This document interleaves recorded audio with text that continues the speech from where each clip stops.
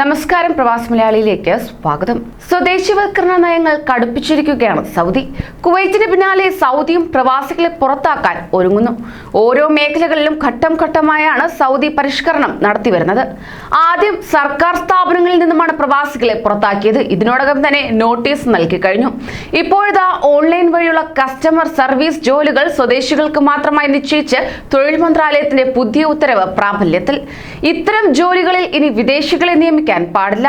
Phone, email, social media വഴിയുള്ള സേവനങ്ങളിലെല്ലാം സൗദികൾ മാത്രമേ ഇനി പാടുള്ളൂ എന്നതാണ് വ്യക്തമാക്കുന്നത്. സൗദിയിലെ വിവിധ സ്ഥാപനങ്ങളിൽ ഓൺലൈൻ വഴി ഉപഭോക്താക്കൾക്ക് സേവനം നൽകുന്ന ജോലികളുമുണ്ട്. ഇതാണ് പൂർണ്ണമായും സൗദികൾക്ക് മാത്രമായി നിശ്ചയിച്ചിരിക്കുന്നത്. ഈ പ്രൊഫഷനുകളിൽ വിദേശികളെ ഇനി മുതൽ അനുവദിക്കില്ല. Phone, email, chat, social media, online സംഭാഷണങ്ങൾ, വീഡിയോ കോളിംഗ് തുടങ്ങി സ്ഥാപനങ്ങളുടെ ഇത്തരം സേവനങ്ങളിലെല്ലാം ഇനി സൗദികളെ മാത്രമേ നിയമിക്കാൻ സാധിക്കുകയുള്ളൂ. രാജ്യത്ത് തൊഴിലില്ലായ്മ കുറയ്ക്കുന്നതിന്റെ ഭാഗമായാണ് സ്വദേശിവൽക്കരണം ശക്തമാക്കിയിരിക്കുന്നത്.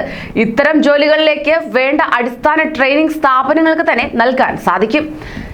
ഉത്തരവ് പ്രാബല്യത്തിലാകുന്ന സാഹചര്യത്തിൽ സൗദികളെ നിയമിക്കാൻ സ്ഥാപനങ്ങൾ നിർബന്ധിതരാകും.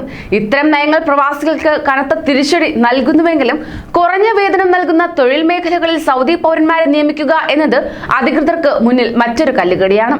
ഇത് പ്രവാസികളെ തുണയ്ക്കുമെന്നതിൽ സംശയമില്ല. കൂടുതൽ പ്രവാസി വാർത്തകൾക്കായി ഈ ചാനൽ സബ്സ്ക്രൈബ് ചെയ്യൂ.